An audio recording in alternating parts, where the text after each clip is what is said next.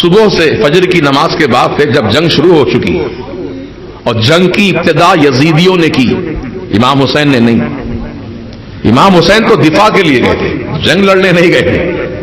جنگ لڑنے جاتے نا تو بہادروں کی فوج ساتھ لے کر جاتے، عورتوں بچوں کو ساتھ نہیں لے کر جاتے جنگ میں کوئی۔ امام حسین کے ساتھ 6 مہینے کی شہزادی بھی تھے نا علی اصغر، بی بی سکینہ تھی، عورتیں تھیں، شہربانوں تھیں، سیدہ زینب تھی جو سیدہ فاطمہ زہرا کی شہزادی ہے، یہ سب خواتین بھی ہیں اس قافلے میں۔ زین العابدین بیمار ہیں، کیا فوج میں بیماروں کو بھیجا جاتا ہے؟ 6 مہینے کے بچوں کو لایا جاتا ہے؟ نہیں، میرے امام حسین جنگ لڑنے کے لیے نہیں گئے تھے، میرے امام اپنے نانا جان کے دین کو بچانے گئے۔ آپ یہ سن چکے ہیں۔ تو جب امام حسین رضی اللہ عنہ کے آوان و انصار یکے بعد دیگرے فجر کی نماز کے بعد سے لے کر شہادت کا جام پیتے رہے، اور ہر شہید کی لاش کو میرے امام تنہا اٹھا کے لا رہے ہیں، لاتے ہیں اور خیموں کے قریب میں زمین پہ لٹا دیتے ہیں، اور پڑھتے کیا ہیں؟ انا للہ و انا الیہ راجعون۔ محترم دوستو، جب سب شہید ہو گئے، چھوٹے بچے، جوان، ادھیڑ عمر کے سب شہید ہو گئے، ایک تنہا زین العابدین بچے تھے اور ایک امام حسین۔ جب امام حسین رضی اللہ تعالیٰ عنہ تیار ہو کر نکلنے لگے اپنے خیمے سے، تو سیدنا زین العابدین رضی اللہ تبارک و تعالیٰ عنہ کھڑے ہو گئے اپنے بستر پر، کہنے لگے ابا جان، میرے بھائی علی اکبر شہید ہو گئے، میرا چھوٹا بھائی علی اصغر بھی شہید ہو گیا، ابا جان میں کیوں باقی رہوں، میں بھی شہید ہو جاتا ہوں، جا کر اجازت دیجیے مجھے بھی۔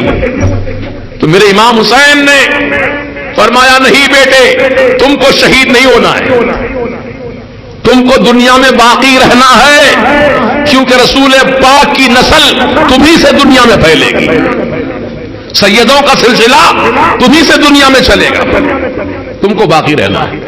امام حسین کی زبان سے جو نکلا وہی ہو کے رہا، حالانکہ سب شہید ہو گئے تھے نا، ظالم یزیدی فوج چاہتی تو آپ کو بھی وہیں پر ختم کر دیتی، سب تو ان کے قبضے میں آ گیا تھا، خیمے پہ حملہ کر دیا انہوں نے، سب کچھ تو کیا انہوں نے، کیا ظلم نہیں کیا خانواد اہل بیت پر؟ چاہتے تو امام زین العابدین کو بھی وہیں شہید کر دیتے، لیکن امام حسین نے فرمایا نہیں، تم کو باقی رہنا ہے اور باقی رہے۔ یہ میرے امام حسین کی زبان سے نکلے ہوئے الفاظ ہیں، تمہارے منہ سے جو نکلی وہ بات ہو کے رہی، فقط اشارے میں سب کی نجات ہو کے رہی، میرے امام حسین نے فرما دیا۔ تو زین العابدین رضی اللہ عنہ اپنے والد ماجد کے حکم پر آپ اپنے خیمے ہی میں تشریف فرما رہے۔ اب امام حسین جب اپنے فرزند کو وصیت اور نصیحت فرما کر جب پلٹے تو سیدہ بی بی زینب اپنے ہاتھ میں ایک گٹریا، ایک پوٹلی لے کر کھڑی تھیں، کہا کہ بھائی حسین، سب بہنیں اپنے اپنے بھائیوں کو دلہا بناتی ہیں، جب شادی کا دن آتا ہے تو بہنیں سنوارتی ہیں، دلہا کو دلہا بناتی ہیں، خوشبو لگاتی ہیں، سرما لگاتی ہیں، یہ سب بہنیں کام کرتے ہیں۔ اے میرے بھیا حسین، آج آپ کی بہن شادی کا دولہا نہیں، شہادت کا دولہا بنانا چاہتی ہے۔ آئیے بھائی، یہ میرے ہاتھوں سے امامہ باندھیے، سرکار مدینہ کا امامہ ہے، اپنے ہاتھوں سے امامہ شریف باندھا، ایک جبہ نکالا، کہا ہے بھیا حسین، یہ سیدنا علی اکبر بابا جان کا جبہ ہے، پہن لیجئے اس کو۔ یہ پٹا جو کمر پہ باندھنے کا پٹا ہے بھائی حسین، یہ سیدنا حسن مجتبیٰ کی نشانی اپنے کمر پہ باندھ دیجیے، یہ ذوالفقار حیدری اپنے ہاتھ میں دیجیے، یہ دلہا بنا دیا، شہادت کا دلہا۔ میرے امام حسین سب کو آخری سلام کیا، سب کو نصیحت فرمائی کہ ہمارے دنیا سے گزر جانے کے بعد ہوا ویلا نہ کرنا، ہائے وائے نہ کرنا، سینہ کو بھی نہ کرنا، بال نہ نوچنا، گریبان چاک نہ کرنا، اللہ تعالیٰ کی مرضی پر راضی رہتے ہوئے صبر و شکر کا دامن تھامے رکھنا۔ وصیت فرمائی خبردار کوئی خاک نہ اڑائے ہم پر. اللہ اکبر. میرے امام حسین نے جو وصیت کی اہل سنت و جماعت اسی وصیت کے مطابق عمل پیرا ہے. سبحان اللہ. امام حسین کے ہم چاہنے والے ہیں جو ان کے حکم پر عمل کرتے ہیں. امام حسین رضی اللہ تعالیٰ عنہ جب گھوڑے پر سوار ہو گئے, گھوڑے کی لگام کو اشارہ کیا آگے بڑھنے کا اشارہ کیا تو گھوڑا آگے نہیں بڑھ رہا ہے. امام حسین سوار ہو گئے لیکن گھوڑا آگے نہیں بڑھ رہا ہے. آپ نے گھوڑے سے فرمایا کیا تو تھک گیا ہے؟ تھک گیا ہے تو آگے کیوں نہیں بڑھتا؟ اب تو میری شہادت کی باری ہے, کیوں نہیں چلتا آگے؟ چل. تو گھوڑے نے اپنا سر ہلایا پیچھے کی طرف. جانور بھی کتنے سمجھدار ہوتے ہیں. اللہ اکبر. پیچھے کی طرف اشارہ کیا. امام حسین نے پیچھے پلٹ کر دیکھا تو گھوڑے کی ٹانگ کو بی بی سیدہ سکینہ پکڑی ہوئی ہے. گھوڑے کی ٹانگ کو پکڑ لی ہے. کیسے بڑھتا گھوڑا آگے؟ امام حسین نیچے اتر گئے, کہنے لگے بیٹی شہزادی سکینہ جاؤ اندر, جاؤ خیمے میں جاؤ اندر. کہا بابا جان ایک بات بتاتے جائیے, روزانہ میں آپ کے سینے پر جب تک سر نہیں ٹیکتی تھی مجھے نیند نہیں آتی تھی, اور علی اصغر اپنی ماں کے سینے پہ سوتے تھے. بابا جان یہ بتاتے جائیے کہ علی اصغر تو شہید ہو گئے, وہ تو شہید ہو گئے, اور آپ جا رہے ہیں آپ بھی شہید ہو جائیں گے. تو آج کی جو رات آنے والی ہے سرکار, آج کی رات میں آپ کی بیٹی سکینہ کس کے سینے پہ سر رکھ کر آرام کرے گی؟ اتنا بتاتے جائیے. امام حسین کی آنکھوں میں آنسو آ گئے. اتنی پیاری باتیں سن کر آنکھوں محبت کے آنسو آ گئے.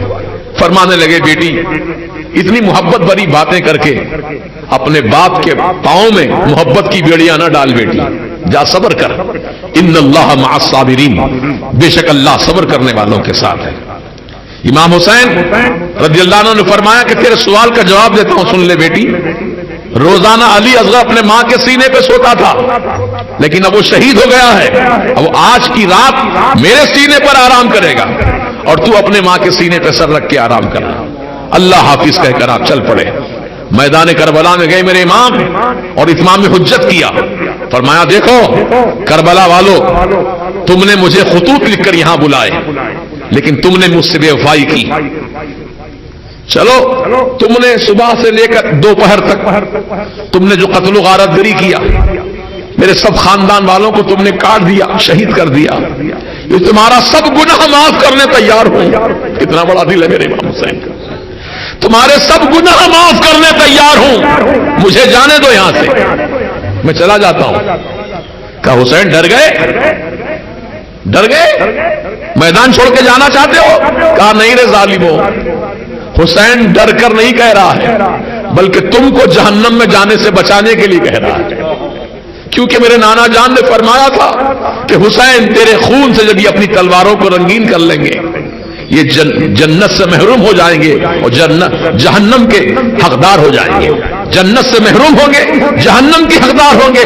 میں نہیں چاہتا کہ تم اپنی تلواریں میرے خون سے رنگین کر کے جہنم رسید ہو جاؤ, جانے دو مجھے. کہا نہیں, یا تو یزید کو خلیفہ مانو یا پھر ہم سے مقابلہ کرو. اچھا یہ میرے سر پہ امامہ دیکھتے ہو کس کا ہے؟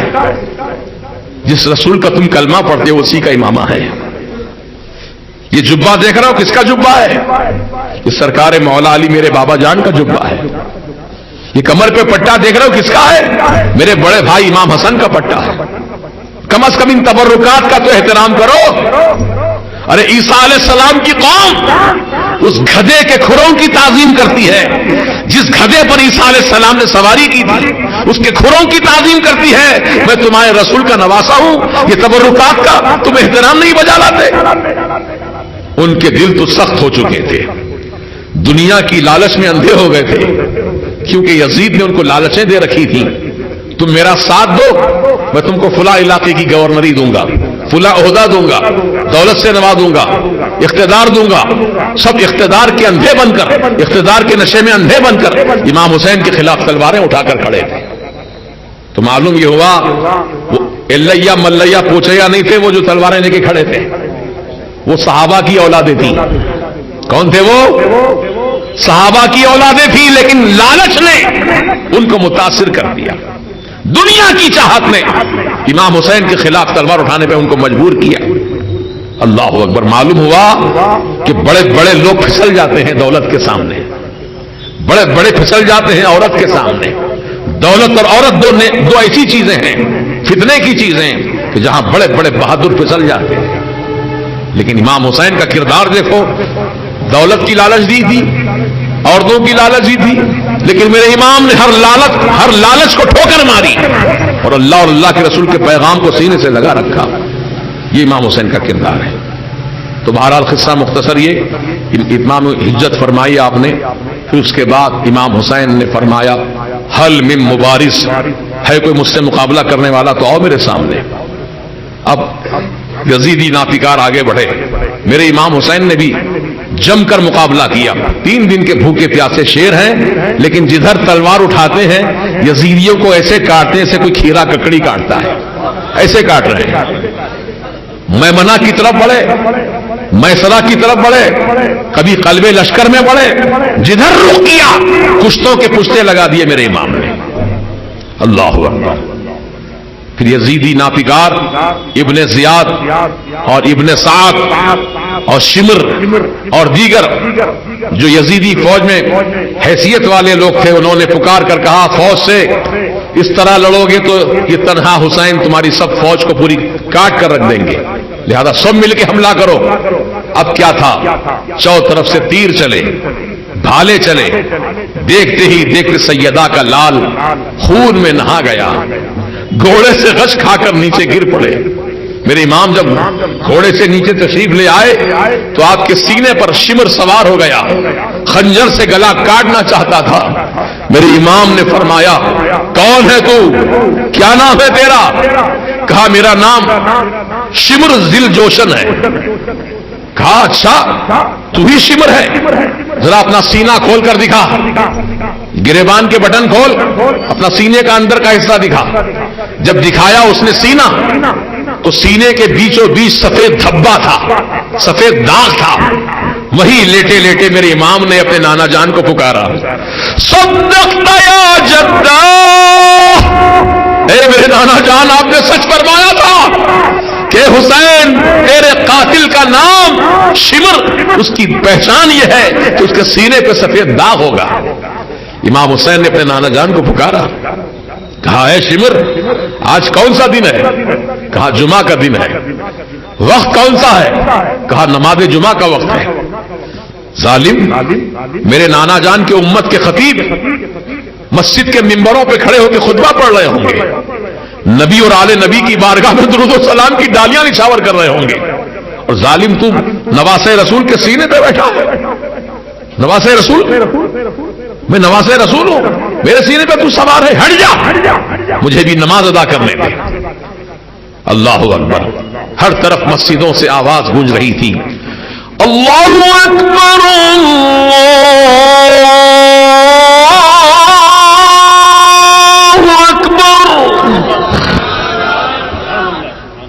اللہ اکبر۔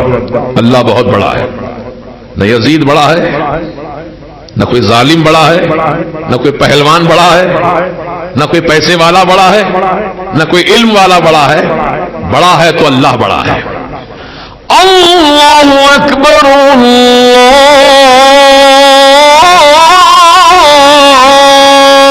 اللہ اکبر۔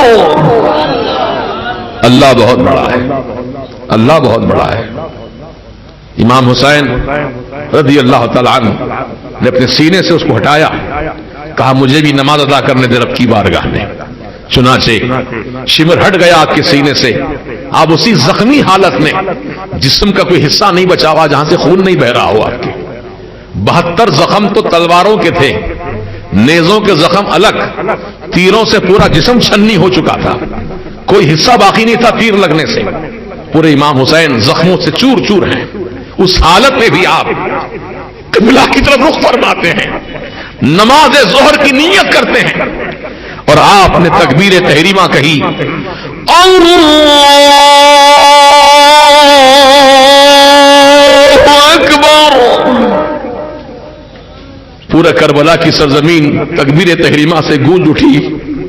سارے ظالم یہ منظر دیکھ رہے تھے، یہ کیسا عاشق الہی بندہ ہے جو جسم کی پرواہ نہیں، جان کی پرواہ نہیں، نماز کی پرواہ ہے. اللہ اکبر. میرے امام حسین کے چاہنے والوں، میرے امام حسین کا محبت کا دعویٰ کرنے والوں، نماز قضا کرنا، گلی گلی گھومنا پھرنا یہ محبت حسین نہیں ہے. محبت حسین یہ ہے کہ وقت پر نماز ادا کرنا اور حسین کی محبت میں آنسو بہانا. نماز قضا ہو رہی ہے، کوئی فکر نہیں. امام حسین نے قضا کی نماز. مسافرت کا عالم ہے، شہیدوں کے ڈھیر لگے ہیں، جنازے پڑے ہیں، لیکن میرے امام حسین نماز ادا فرما رہے ہیں.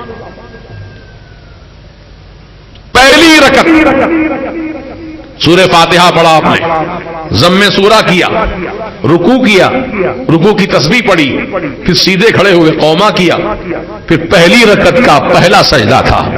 میرے امام حسین کی زبان پہ کلمات جاری تھے، سبحان ربی الاعلی، سبحان ربی الاعلی، سبحان ربی الاعلی. پاک ہے میرا پروردگار بلند و بالا، پاک ہے میرا پروردگار بلند و بالا، پاک ہے میرا پروردگار بلند و بالا. امام حسین کہہ رہے ہیں اللہ تو پاک ہے، تو میرا رب ہے، تو سب سے اعلیٰ و ارفع ہے. اسی حالت میں شمس جوشن نے آپ کی گردن پر تلوار کا ایسا وار کیا، امام حسین کا سر اقدس آپ کے جسم اقدس سے جدا ہو گیا. انا للہ و انا الیہ راجعون. جب میرے امام حسین کی شہادت واقع ہو گئی، پوری فضاؤں میں اندھیرا چھا گیا، زمین سے خون ابلنے لگا، آسمان سے خون کی بارش ہونے لگی. انہیں گویا حسین کی شہادت پر زمین بھی رو رہی ہے، آسمان بھی رو رہا ہے، جنات نوحہ خوانی کر رہے ہیں، پوری دنیا میں ایک شوق کی فضا طاری ہو گئی. امام حسین حالت سجدہ میں شہید ہو گئے، جان کی پرواہ نہیں کی، اللہ کی عبادت کو اہم جانا، اس کی عبدیت کا اظہار کیا. آج ہم آرام سے زندگی گزار رہے ہیں، سب کچھ موجود ہے، پھر بھی نماز کے لیے قدم نہیں بڑھتے ہیں. اللہ کی گھر بارگاہ میں سر نہیں جھکتا. جمعے کو جمعہ جمع ہو جاتے ہیں، 8 ہی لوگ ہیں ہم لوگ، 8 ہی، 8 دن کو 8 دن پڑھنے والے. اللہ ماشاء اللہ سب تو نہیں ہے ایسے، کچھ ایسے بھی اللہ کے بندے ہیں جو 5 وقتہ کے پابند نمازی ہیں.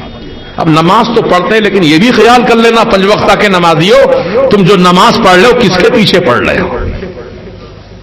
وہ وہابی ہے، دیوبندی ہے، تبلیغی ہے، مودودی ہے، اہل حدیث ہے، یا پلپلا سلح کلی ہے؟ پہلے جانچ کر لینا.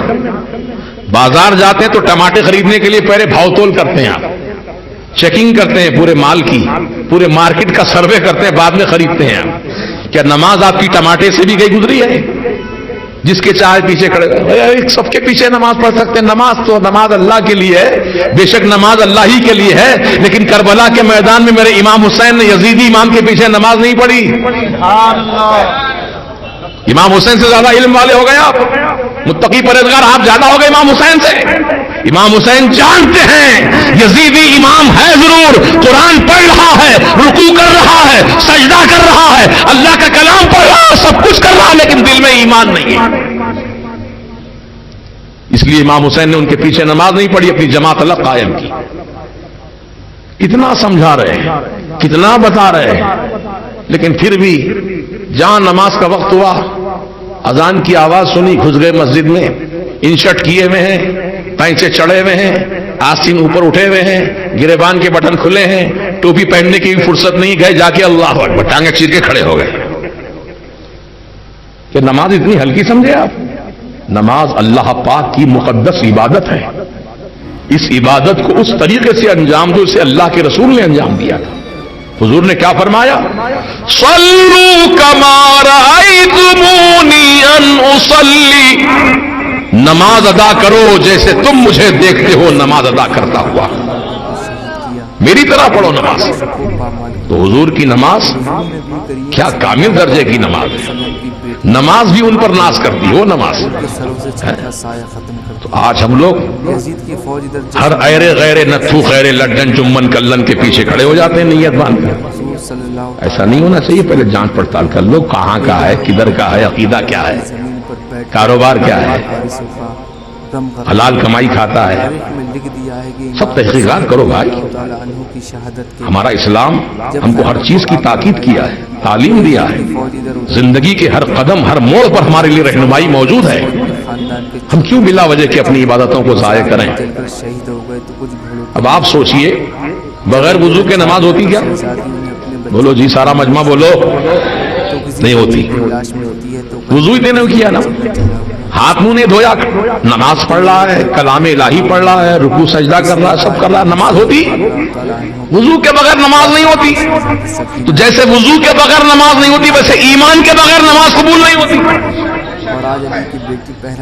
نماز کی قبولیت کے لیے ایمان والا ہونا ضروری ہے.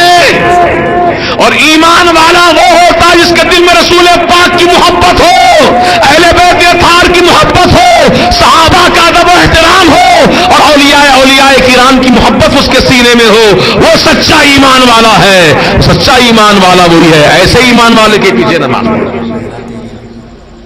اور اس میں ایک چیز اور اضافہ کر لینا, یہ محبت کا چیپٹر الگ ہے.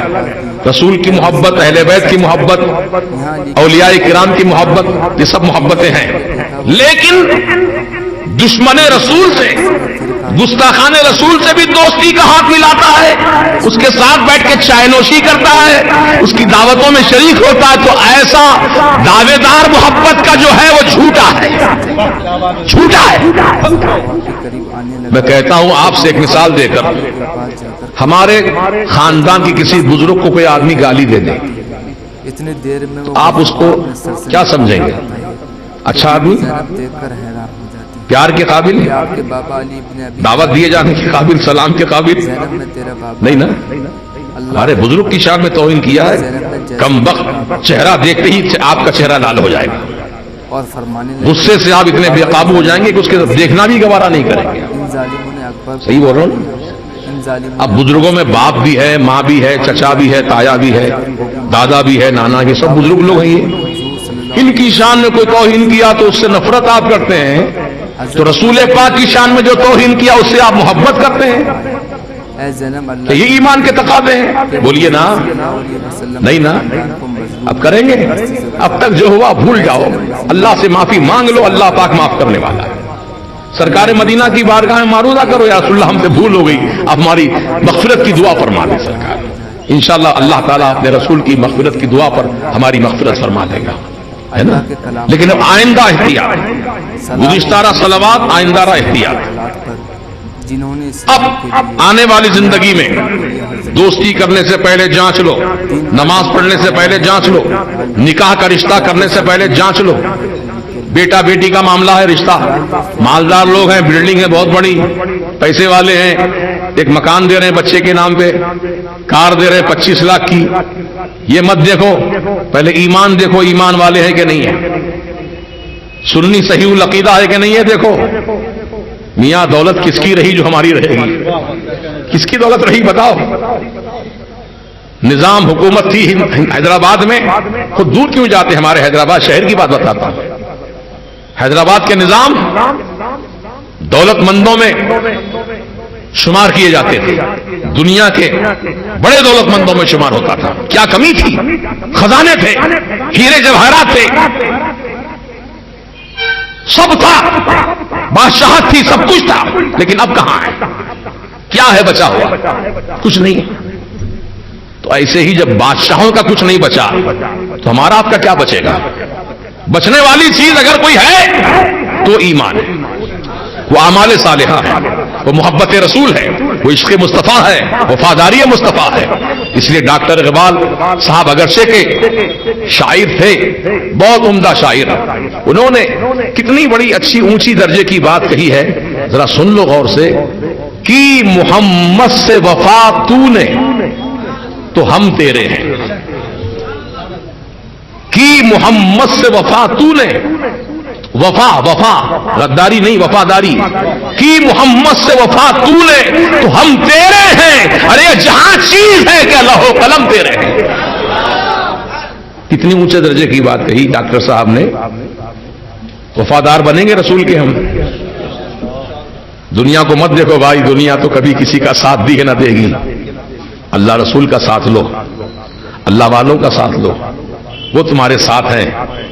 اللہ پاک نے قرآن کریم میں ارشاد فرمایا، سن لو، وَهُوَ مَعَكُمْ أَيْنَمَا كُنْتُمْ، اور وہ اللہ تمہارے ساتھ ہے تم جہاں کہیں رہو. نبی کے تعلق سے کیا فرمایا سن لو، وہ بھی قرآن کی بولی میں، النبی اولا بالمؤمنین من انفسہم، نبی تو ایمان والوں کی جان سے زیادہ قریب رہتے ہیں. اللہ بھی ساتھ، رسول بھی قریب، اور کیا چاہیے تمہیں؟ کامیابی تمہارا ہمارا مقدر ہے. ڈرو مت، حالات کا شکار مت بنو، صورت دیکھ کے فیصلے مت کرو، حق کی بات بولو، ڈنکے کی چوٹ بولو. اللہ پاک حق ہے، حق کو پسند فرماتا ہے، حق کو غلبہ عطا فرماتا ہے. الحق یعلو ولا یعلی، حق ہمیشہ غالب رہتا ہے، کبھی مغلوب نہیں ہوتا، نیچے نہیں ہوتا. امام حسین کٹنے کے بعد بھی اونچے، کٹنے کے بعد بھی اونچے ہیں. نیزے پہ سر اٹھا لیا گیا، ظالموں کے ہاتھ سے اللہ نے اٹھوایا، اٹھا میرے حسین کے سر کو اٹھا دیا.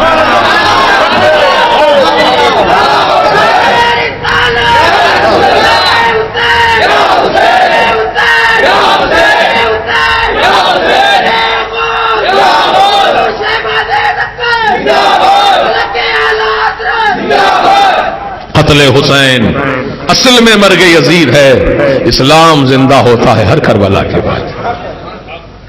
اور میرے اعلیٰ حضرت فرماتے ہیں، واہ رضا، واہ کیا بات رضا، اس چمنستان کرم کی زہرا ہے کلی جس میں حسین اور حسن پھول. کیا چمن ہے مصطفیٰ پیارے کا، سبحان اللہ. اللہ تعالی ہم سب کو کردار حسینی پر عمل کرنے کی توفیق رفیق عطا فرمائے. دانستہ نادانستہ جو بھی ہم سے خطا ہوئی، بھول ہوئی، گناہ سرزد ہوئے، مالک و مولا تو رؤوف الرحیم ہے، غفار الذنوب ہے، تمہارے گناہوں کو معاف فرما.